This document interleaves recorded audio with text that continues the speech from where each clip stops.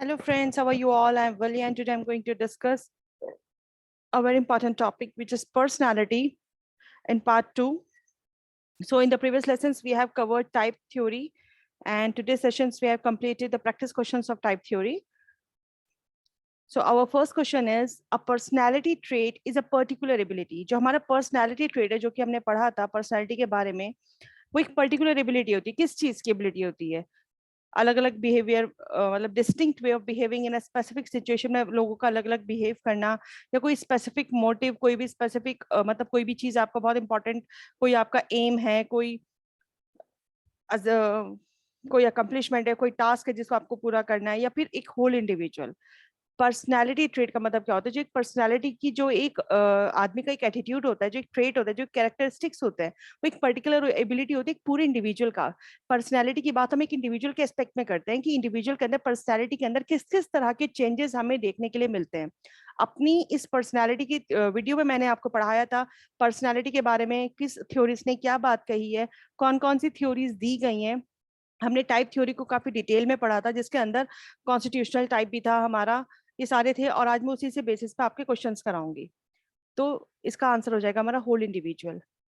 Personality dynamic organisation होता है हमारी ट्रेट्स का. The statement was given by. ये स्टेटमेंट किसने दी है? ये स्टेटमेंट हमने पढ़ा था कि हमें अल्बर्ट ने दी थी. The personality is the dynamic organisation within the individual of those psychological system that determine to this unique adjustment to his environment. That means personality जो होती है वो आपकी बॉडी का एक ऐसा डायनामिक ऑर्गेनाइजेशन दैट मीन्स जो change होता रहता है डायनामिक है एक जैसा नहीं होता एक इंडिविजुअल के अंदर. किस वजह से? जब आप एक डिफरेंट डिफरेंट एनवायरनमेंट में जाते हैं खुद को उसके अकॉर्डिंग एडजस्ट करते हैं तो आपकी जो साइकोलॉजिकली है जो आपकी जो साइकोलॉजी है वो भी चेंज होती है according to environment according to आपके एडजस्टमेंट के बेसिस पे. तो पर्सनैलिटी जो है देखो पर्सनैलिटी कैसे चेंज होती है इंसान की. आप आज स्कूल आपने कहीं और से कवर अप किया स्कूल लाइफ आपकी कहीं डिफरेंट जगह गई है कॉलेज लाइफ में आप एक डिफरेंट प्लेस पे गए आप डिफरेंट एनवायरनमेंट में गए आप डिफरेंट फ्रेंड्स मिले आपको आपकी पर्सनैलिटी उसके अकॉर्डिंग चेंज हो जाएगी. जब आप कॉर्पोरेट वर्ल्ड में जाते हैं कुछ बच्चे मेडिकल में जाते हैं कुछ बच्चे इंजीनियरिंग में जाते हैं कुछ नॉर्मल जॉब्स करते हैं तो सबकी personality according to environment change हो जाती है. तो यही बात अल्बर्ट ने अपनी थ्योरी में कही थी. द टाइप्स ऑफ पर्सनैलिटी किस थ्योरी में डिस्कस किए गए थे? तो एक आता है हमारे फ्रूड एक होता है हमारे जंग एक है हमारे Adler and the other is Pavlov.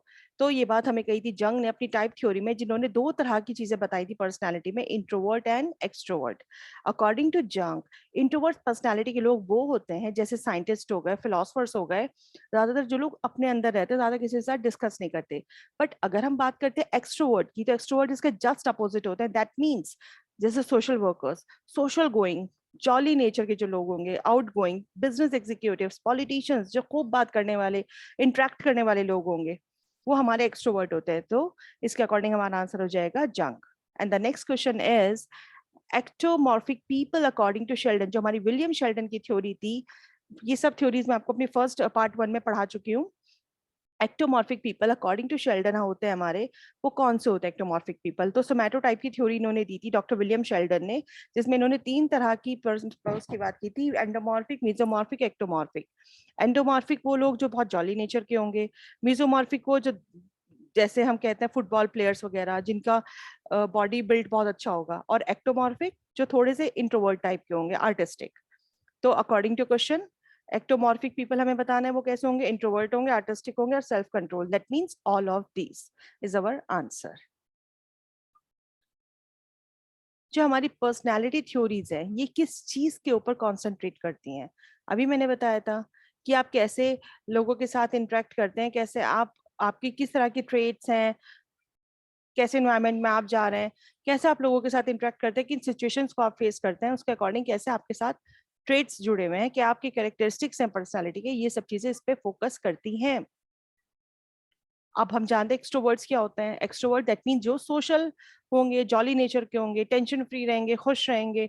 और इंट्रोवर्ट्स इसका अपोजिट होता है दैट मीन्स आर्टिस्टिक टाइप के बहुत सेल्फ कंट्रोल्ड. तो अकॉर्डिंग टू ये हमारा दोनों ऑप्शन सही है that means both A and B. बहुत इजी क्वेश्चन अगर आपने थ्योरी अच्छे से पढ़ी होगी मेरी जो मैंने वीडियो में डाली है तो इसमें क्वेश्चन करना बहुत आसान है.